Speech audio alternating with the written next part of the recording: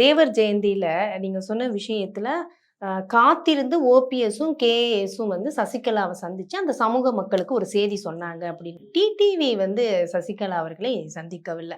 அப்ப அங்க ஒரு இன்னும் அந்த ஒரு இணக்கம் வரலையா? வரல. சசிகலா செய்வது அரசியலே அல்லன்னு நான் பல பேட்டிகள்ல சொல்லிட்டேன். அவர் தன்னுடைய பாணிய மாத்தணும். இன்னும் கொஞ்சம் வெளிப்படையா வரணும். நேத்து அறிக்கையில கூட ஒரு 1 வருஷம் முன்னாடியே சொன்னாரு, 90% வேலைகளை முடித்து விட்டேன் இணைப்புக்காகன்னாரு.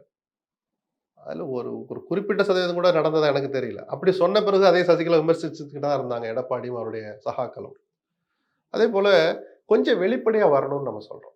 என்ன செய்ய போறீங்கன்னு சொன்னா தான் உங்கள நம்பி இன்னைக்கு ஒரு பல லட்சம் பேர் இருக்கிறாங்க. நான் மறுக்கல. சசிகலா யாரோ இல்ல, அவ டம்மி அப்படிலாம் நான் சொல்ல மாட்டேன்.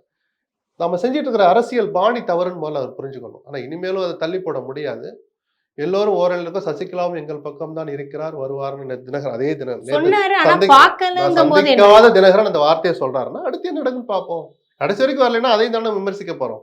உங்களுக்குள்ளே ஒற்றுமை இல்லை, அப்புறம் என்னத்த நீங்க வந்துட்டு இருக்கீங்க அப்படின்னு நான் கேட்க நம்ம பேசலாம் விடுவோம். ஊர்ல எல்லாரும் கேட்பான். அதுக்கு பதில் சொல்ல வேண்டிய கடமை தினகரனுக்கும் இருக்கு, சசிகலாவுக்கும் இருக்கு. Jayachandran textile, now what Keelkattalai.